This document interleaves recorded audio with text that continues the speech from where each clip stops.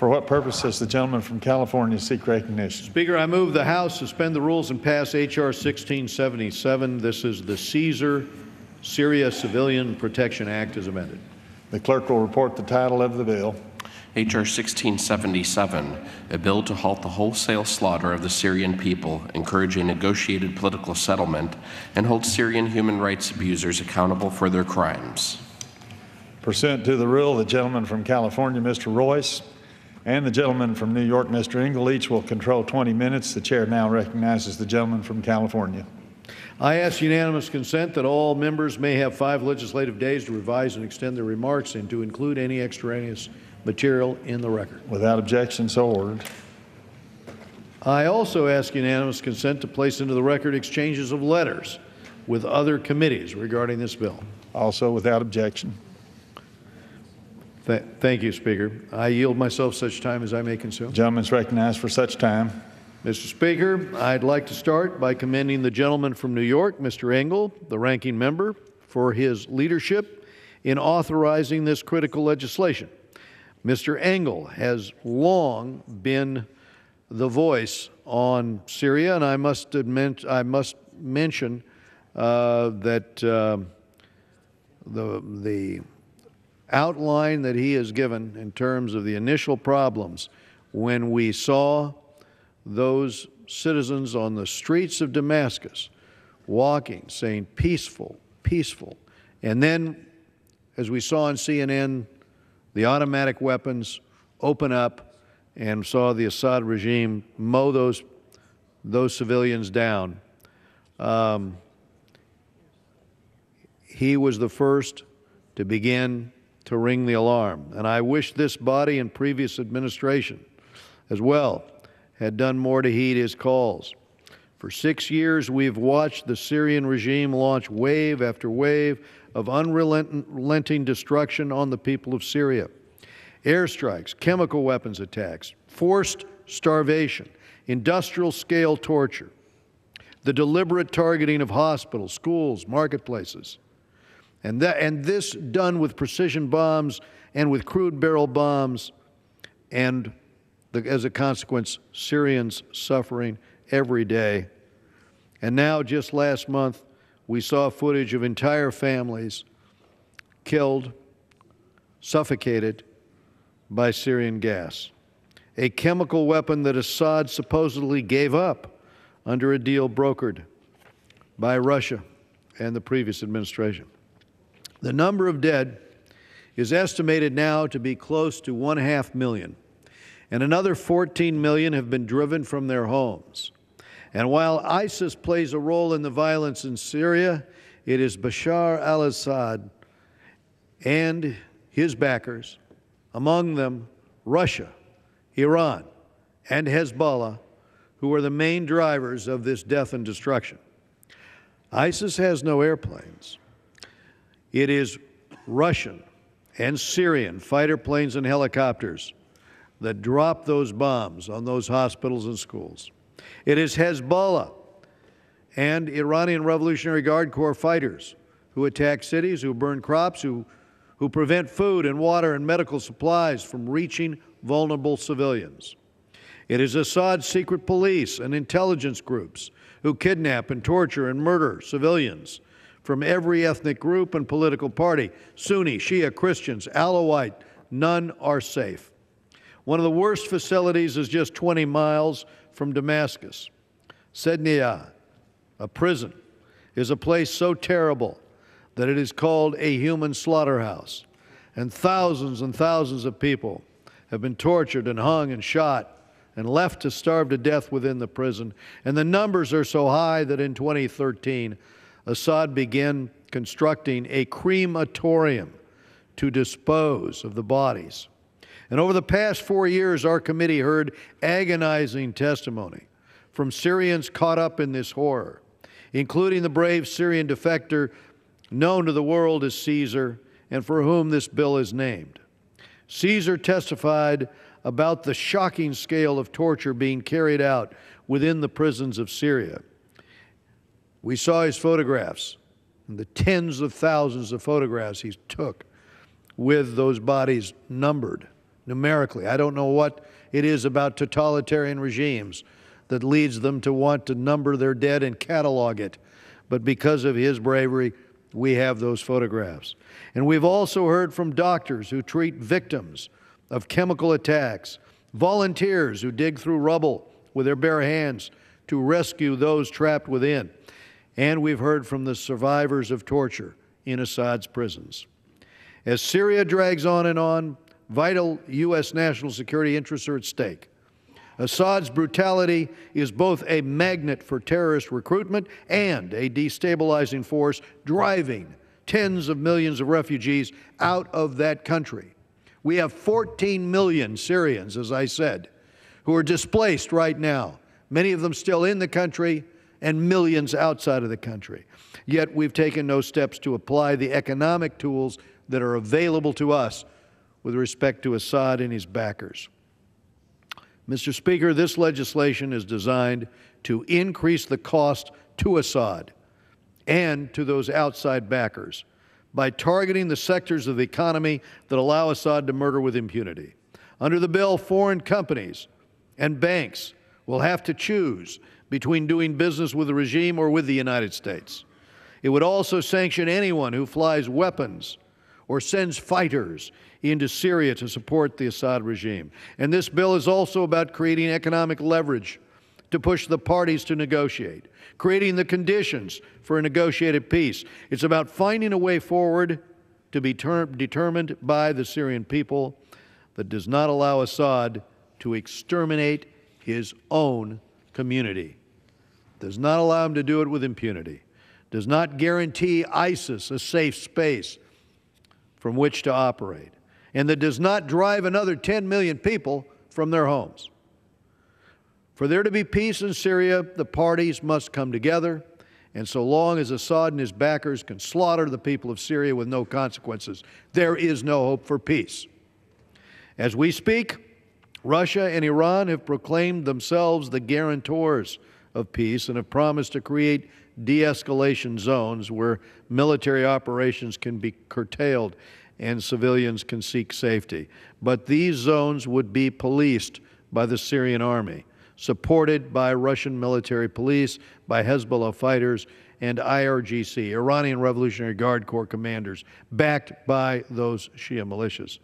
The very same people who have murdered thousands of Syrian civilians with impunity throughout this conflict and who are actively engaged in fomenting sectarian-based violence throughout the region. With this scenario, peace does not have a chance. Mr. Speaker, this bill is long overdue. And last year, Elliot Engel and I brought this up. We passed it unanimously, yet the other body did not take it up before we adjourned. I urge all members to support this legislation as we seek to ease the suffering of the Syrian people. I reserve the balance of my time. The gentleman from California reserves the balance of his time. The gentleman from New York is recognized. Mr. Speaker, I rise in strong support of this legislation. I yield myself as much time as I may consume. The gentleman is recognized for such time. Mr. Speaker, I'm very grateful that the House is considering my bill today, the Caesar Syria Civilian Protection Act. I want to thank my friend, the chairman of the Foreign Affairs Committee, Ed Royce, for joining as the lead Republican co-sponsor of this measure. I'm proud that we're bringing it up to the floor with 108 co-sponsors, members from both sides of the aisle. Mr. Speaker, every week more and more bad news pours in about the civil war in Syria. I'm grateful to Chairman Royce for making the comments he just made, because my heart has been bleeding for Syria, or crying out for Syria, for 4 or 5 years now. Ever since, as Mr. Royce said, there were peaceful demonstrations and they were mowed down by the Assad regime. The United States didn't do much. We sort of watched and retreated, and perhaps were afraid that we would be bogged down in another war. But we should have, at that point, in my estimation, helped the Free Syria Army, which begged us for help. Not people, not troops, but help. And we didn't do it. We didn't give it to them. We thought that Assad would fall on his own ultimately, but he didn't. And we are bearing the price today. We are paying the price today. The people of Syria, unfortunately, are the ones paying the price.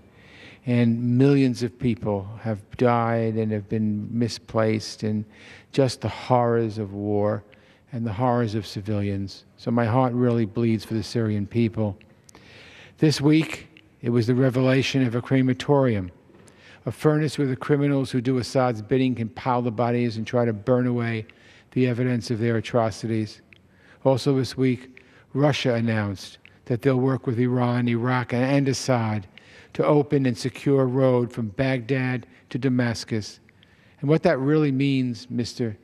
Speaker, is a road from Beirut to Tehran in Iran, a permanent Iranian foothold right in the Middle East, a permanent Iranian foothold right on Israel's border, a permanent Iranian foothold to do mischief and the usual nefarious things that the Iranian government does. This crisis has been burning out of control for 6 long years. I was an early vocal supporter, as I mentioned before, of arming the moderate Syrian opposition. I thought we should have done much more to help push Assad out of power and help the Syrian people chart the course for their country's future. When we didn't, I spoke out, and since then, Assad has plowed ahead with his campaign of carnage. The few times he appeared to be taking on water, he was given a lifeline by his devoted enablers, Russia and Iran, through its terrorist proxy, Hezbollah. Every time Assad seemed to be losing, he was given a lifeline. And as I just mentioned, by Hezbollah, also given a lifeline by the Russians who came in. And so, while it was suspected in the highest annals of Washington that Assad wouldn't last more than a few months, no one would have imagined that 4 and 5 years later, there would be Assad winning the war, again with the help of Russia, Iran, and their terrorist proxies.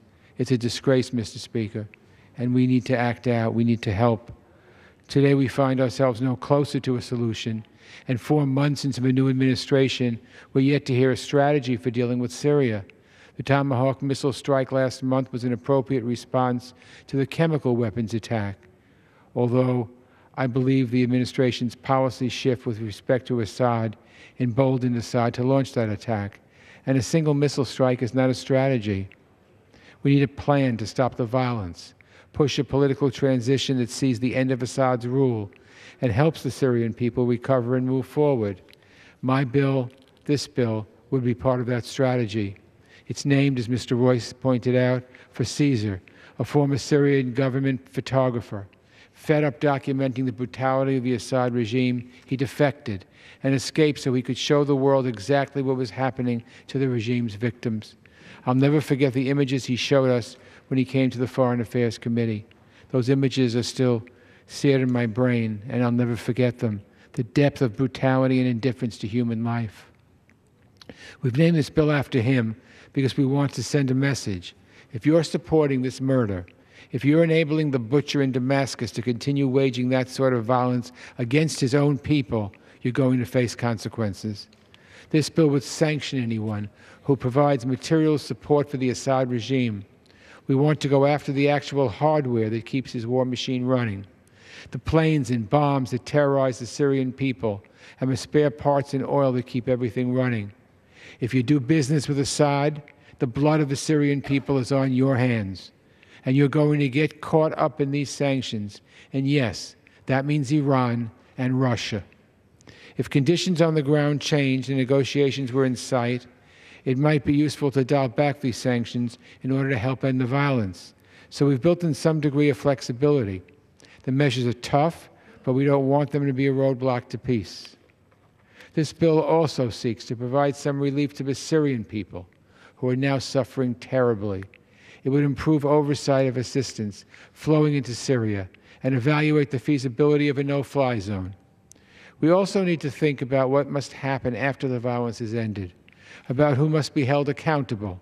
So this bill requires reporting on human rights violators and would support efforts to gather evidence of crimes against humanity. This bill isn't a silver bullet. It isn't a strategy for resolving the crisis in Syria. Congress can do a lot, though, when it comes to foreign policy. We can give an administration tools and resources, but it's up to the White House to lead on this issue. If the first step in a serious strategy is stopping the violence, and I think it is, this legislation can help dial up pressure on those driving the war. So I continue to push ahead, Mr. Royce at my side. I'm grateful to my colleagues for their support. I'm grateful to the Foreign Affairs Committee for moving this swiftly. I reserve the balance of my time. The gentleman from New York reserves the balance of his time. The gentleman from California is recognized. I yield 4 minutes to the gentleman from Illinois, Mr. Kinzinger, a member of the Committee on Foreign Affairs and an Air Force pilot. Thank you. The gentleman from Illinois is recognized for 4 minutes. I thank the chairman, and thank you, Mr. Speaker. I want to commend the chairman. I want to commend Mr. Engel for your foresight in this bill and bringing it to the floor. Mr. Speaker, I was just recently in Auschwitz, and it was my first visit to Auschwitz, and obviously seeing something like that is not something you're going to forget very quickly. Seeing something like that in an industrial machine put together to eliminate people is not something that people thought humanity was capable of until they found out that it actually was possible. And so in preserving Auschwitz, the purpose was to say, hey, this is possible. Never forget that this can happen again. Mr. Speaker, it was just recently that we learned about the crematorium that was built at a Syrian prison. Now, why was this built?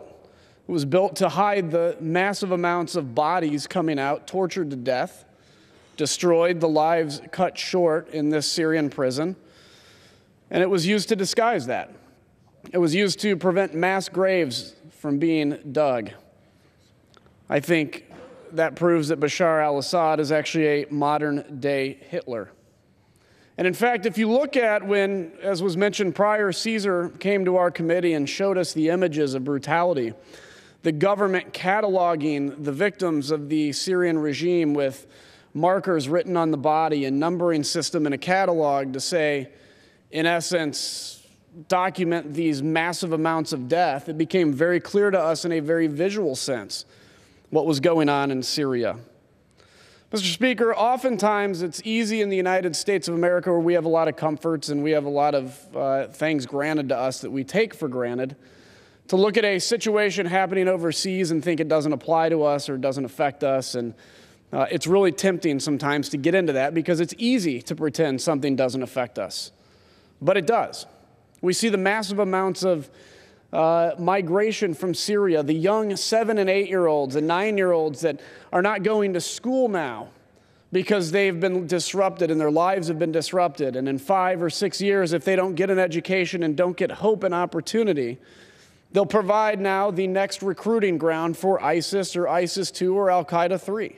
Because people without hope and without opportunity are easy to bring in to a terroristic ideology like those. Mr. Speaker, the president rightly decided to enforce the red line in Syria when it came to the use of chemical weapons, something that the Western world has held very dear, that chemical weapons on the battlefield will have no place, and he destroyed a Syrian airfield, and it was the right move. And it began to shift the balance of power in Syria, but way more needs to be done. I've called for action in Syria, as many on this committee have, for a very long time, and this, the Caesar bill, is a fantastic first step to doing it. It would increase sanctions on the Assad regime and its supporters for continued atrocities committed against the Syrian people. And it requires this administration and any future administration to stand up and impose costs on the Russians, on the Iranians, and on the Syrian backers for the barrel bombing and gassing of innocent civilians. I mean, think about that. A barrel filled with explosives dropped indiscriminately on a population center intended to commit the largest amounts of casualties possible. A GPS-guided bomb or a laser-guided bomb intentionally dropped into a hospital, and then a delay of 20 minutes so that they can hit it again, or hit areas where first responders have responded to. Mr. Speaker, this isn't a legitimate way of fighting war. If there is a legitimate way of fighting war, this is brutality to the top level.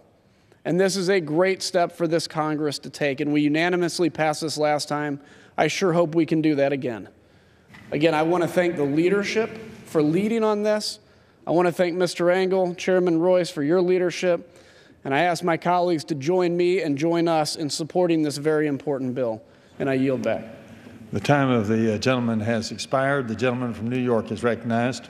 Thank you, Mr. Speaker. It's now my pleasure to yield 4 minutes to his distinguished Democratic whip, someone who I know through our meetings feels so strongly about this and feels as we do. The gentleman from Maryland, Mr. Hoyer. The Democratic whip, Mr. Hoyer, is recognized for 4 minutes. I thank my friend, the gentleman from New York, the ranking member on the Foreign Affairs Committee. I thank Mr. Kissinger for his leadership as well, his statement.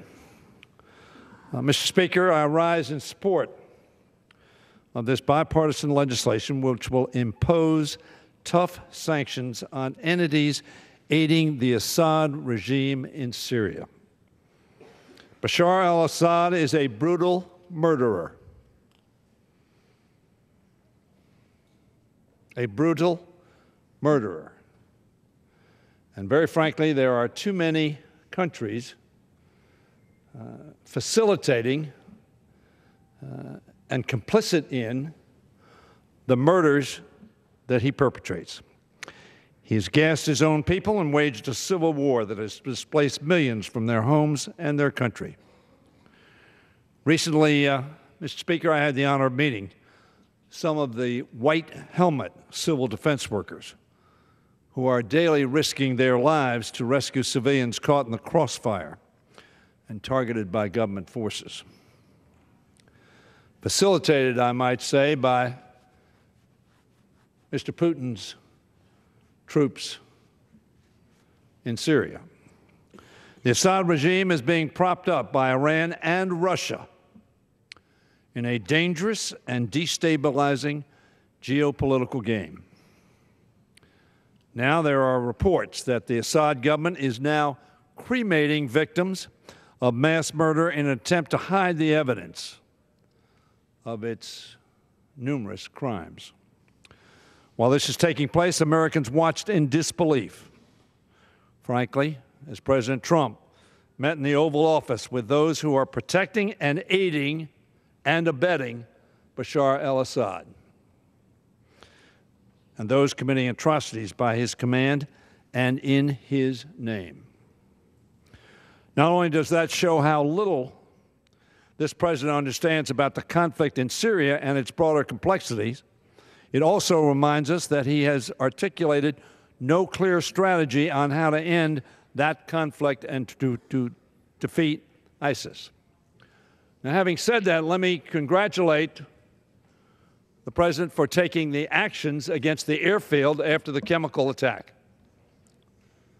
But frankly, that was but a small, significant, but small step. The continuation of the war that the Assad government is waging against its own people only makes it harder to defeat the terrorists who threaten America, the region, and the world. Today's legislation will help address this problem. I see on the floor my friend, Chairman Royce, who is a great leader on issues relating to our foreign policy and to human rights. I congratulate him for his leadership.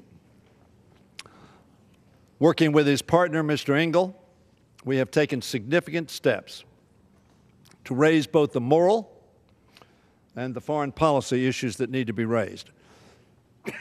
The efforts are bipartisan and reflects hard work on the part of the ranking member and the chairman, as well as members of the Foreign Affairs Committee. I thank them for their efforts, and I urge my colleagues to join in strong and hopefully unanimous support of this important resolution, and I yield back the balance of my time. The gentleman yields back the balance of his time. The gentleman from California is recognized. I yield 4 minutes to the gentlelady from Florida, Ms. Ross Layton, and who chairs the Foreign Affairs Subcommittee on the Middle East and North Africa. The gentlewoman from Florida is recognized for 4 minutes. Thank you so much, Mr. Speaker, and I thank Chairman Royce again for yielding the time.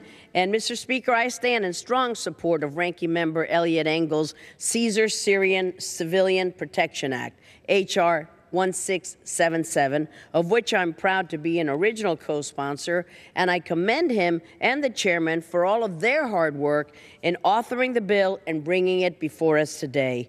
During our committee's hearing on Syria in April, and we've had so many hearings, one of our witnesses made a point that I think bears repeating, a point that highlights the importance of the ranking member's bill before us today. As long as Assad remains in power, there is very little chance that we will be able to defeat ISIS or its offshoots, because Assad in many ways has facilitated the growth of the very jihadist groups for which he claims are protecting Syria. Hogwash.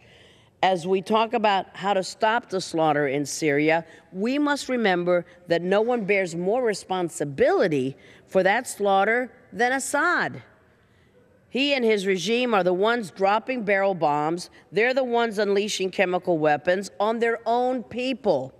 And if we want to have any chance at stopping the bloodbath, of defeating ISIS, or of putting an end to the immense humanitarian challenges spreading throughout the region and beyond, we must put a stop to Assad.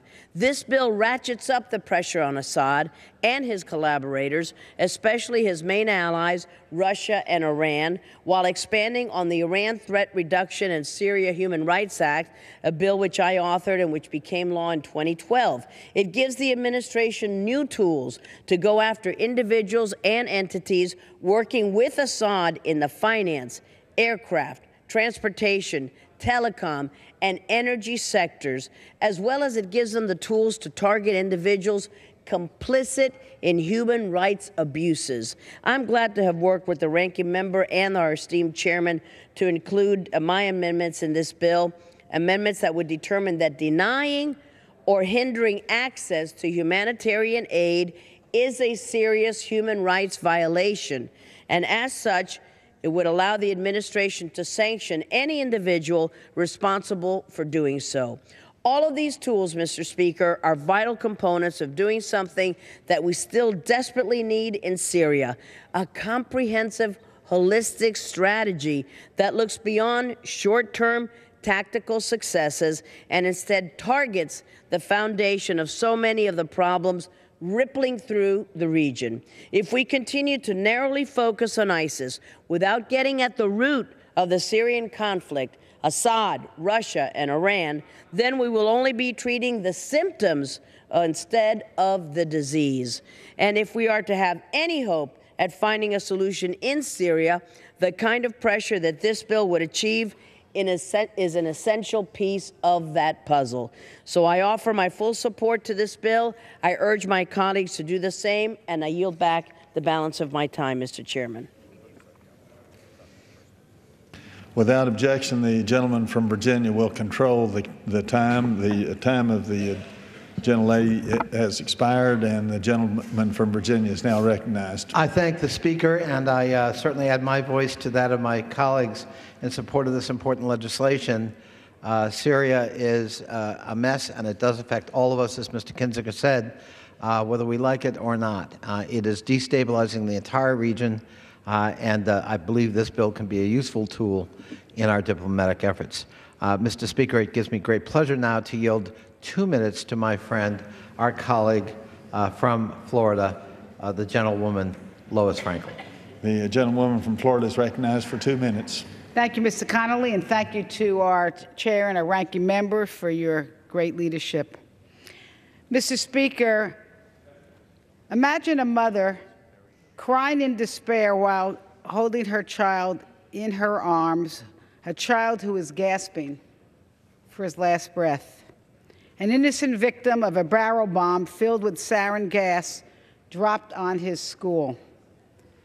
The situation in Syria is the worst humanitarian crisis since World War II. President Assad's brutal regime has killed 500,000 innocent victims and displaced 14 million more. Millions fleeing into Jordan and Lebanon, Turkey, and Europe, straining their resources, threatening regional stability, weakening European institutions, and undermining United States economic and security interests. We must hold Assad and his supporters responsible for their atrocities. And American leadership is needed more now than ever. So I urge my colleagues to support the Caesar Syria Civilian Protection Act. Mr. Speaker, I fear that one day we will look back and we will ask, why did we not do more? And I yield back. The gentlelady yields back. The gentleman from California is recognized. I'll continue to reserve, Mr. Speaker. Gentleman from California, continue. Mr. Speaker, it's my pleasure to yield 3 minutes to my good friend and member of the Appropriations Committee. Without objection, the gentleman from New York has reclaimed the time from the gentleman from Virginia, and the gentleman from New York is recognized to present time, give time to who? Yield 3 minutes to the gentlewoman from Florida, Debbie Wasserman Schultz. The gentlewoman from Florida is recognized for 3 minutes. Thank you, Mr. Speaker, and I thank the gentleman for yielding. I rise today in strong support of the Caesar Syria Civilian Protection Act of 2017. Since 2011, the Assad regime's forces have killed an estimated 500,000 people, mostly civilians, by unconscionably targeting and attacking major population centers. According to Human Rights Watch, last month the Syrian regime used a nerve agent in northwest Syria that killed at least 92 people, including 30 children. Even more heartbreaking is the fact that this was not the first chemical weapons attack by the Syrian government against its own people. To the contrary, reports suggest that the Assad regime's use of chemical weapons has become widespread and systematic, and it has dropped bombs with nerve agents on at least 4 other occasions since December 12th. And just yesterday, our own State Department revealed that the Syrian regime is actively using a large crematorium to dispose of the remains of thousands of Syrian men, women, and children who they continue to slaughter. Not only has the Syrian government become a source of such crimes against humanity, but Syria has also indisputably become a hotbed for terrorist activity propped up by Iran, Russia, and Hezbollah. Both ISIS and al-Qaeda are operating near the Syria-Israel border, putting the Jewish state of Israel and our regional security in grave danger. As a mother and a Jew, I cannot turn my cheek to this unadulterated evil, and as a member of the United States Congress, I have a duty to keep the American people safe and hold the Assad regime accountable for its war crimes and brutality. That is why I strongly support this critical legislation, and I thank Ranking Member Engel for all of his hard work in sponsoring it. This bipartisan legislation would expand sanctions on those individuals who commit such monstrous acts of violence and inflict such extreme suffering upon innocent Syrians. It would ensure that the United States has the tools it needs to reach its ultimate goal of ending the Assad regime's campaign of carnage once and for all. Thank you, Mr. Speaker. I urge my colleagues to vote yes on this important legislation and yield back the balance of my time. Gentlewoman from Florida yields back the balance. Yields back. Gentleman from New York reserves. Gentleman from California reserves. Gentleman from New York is recognized. Thank you, Mr. Speaker. I'll close now for our side, and we've heard both sides simply agree. This is as bipartisan as you can get, as unanimous, hopefully, as you can get. 6 years into a Syrian civil war with hundreds of thousands of dead and millions more driven from their homes, we cannot waste time looking backward or just simply placing blame. We need to face the reality of this crisis today and do all we can to forge a new strategy to deal with it. 3, 4, 5 years ago, no one would have imagined that Assad would still be clinging to power over more and more deaths of his own people. So we need to find a way to push for an end to the violence, bring about a political resolution that gets Assad out of power.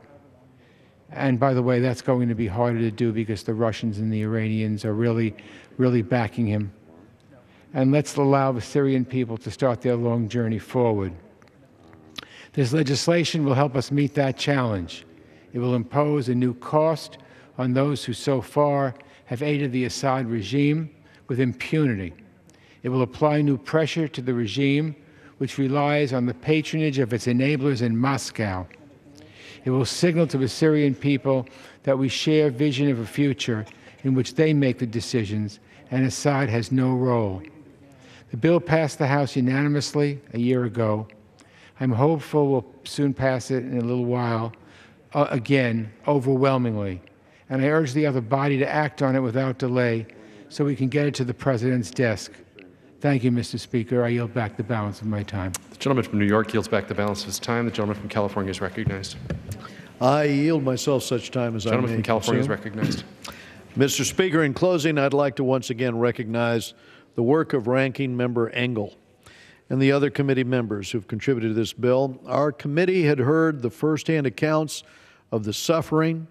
We heard the testimony from Raed Salah of the Syrian White Helmets as he spoke of their efforts to rescue and treat those who were killed and injured in Assad's brutal air assaults. When the bombs come, as they often do, his organization, which was nominated for the Nobel Peace Prize, runs towards those bombs, runs towards those shelters being destroyed to provide relief for the victims, to pull them out. We have heard of the terror. More than a year ago, Dr. Mohammed Tanari of the Syrian American Medical Society described for the committee the sound of helicopters overhead, the thump of exploding bombs, the overpowering smell of bleach in the air. This brave doctor described the horrendous effects of this toxic gas, the effects it has on the human body, the slow, agonizing deaths as the chlorine gas turned to hydrochloric acid in the lungs of victims, and many of those victims that he spoke of were children targeted by the regime, people targeted as they slept in their neighborhoods. Just a few weeks ago, one family lost 20 relatives in a single sarin gas attack. Of the 92 victims of that attack, on that day, 23 were children. So, Mr. Speaker, in 2016, efforts to establish a lasting ceasefire failed, resulting in an aggressive campaign by Syrian and Russian air assets against Aleppo, against eastern Aleppo, and that assault UN officials described as crimes of historic proportions. So I urge all members to support this legislation, and I yield back the balance of my time. The gentleman from California yields back the balance of his time. The question is, will the House suspend the rules and pass the bill H.R. 1677 as amended? Those in favor say aye. Those opposed, no. In the opinion of the chair, two-thirds being in the affirmative, the rules are suspended. The rules are suspended. The bill is, for what purpose does the gentleman? No. The rules are suspended. The bill is passed, and without objection, the motion to reconsider is laid on the table.